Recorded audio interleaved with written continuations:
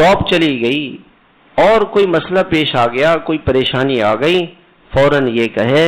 انا للہ و انا الیہ راجعون، اللہم اجرنی فی مصیبتی واخلف لی خیرا منہا، یہ فوراً کہے۔ اور جب بھی کبھی پریشانی بار بار آئے یہ الفاظ بار بار کہے، انا للہ و انا الیہ راجعون، اللہم اجرنی فی مصیبتی واخلف لی خیرا منہا، اے اللہ اس مصیبت کا اجر و ثواب مجھے دے دے اور اس کا بدلہ دے دے۔ حضرت ام سلمہ فرماتی ہیں کہ میرے شوہر بڑے اچھے اخلاق والے تھے، ان کا انتقال ہو گیا، تو اللہ کے رسول علیہ الصلوۃ والسلام سے میں نے یہ حدیث سنی تھی کہ اگر کسی کو پر غم آئے اور وہ یہ دعا پڑھے تو اللہ اس سے بہتر بدلہ دیتے ہیں۔ فرماتی تھی میں سوچتی تھی کہ حضرت ابو سلمہ سے کون اچھا ہوگا،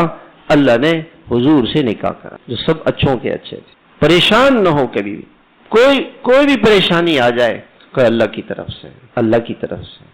مصیبت اللہ کی طرف سے، حالات اللہ کی طرف سے، اور ان حالات کو بدلنے والے اللہ، ان پریشانیوں سے نکالنے والے اللہ، کہ اللہ ہم اس حال میں آپ سے خوش ہیں، راضی ہیں، اللہ ہم آپ سے خوش ہیں، راضی ہیں، ہم اللہ سے خوش ہیں، ہمارا اللہ پہ کوئی اعتراض نہیں، اللہ جو آپ نے فیصلہ کیا ہے ہم من و عن آپ کے ہر فیصلے کو مانتے ہیں، تسلیم کرتے ہیں۔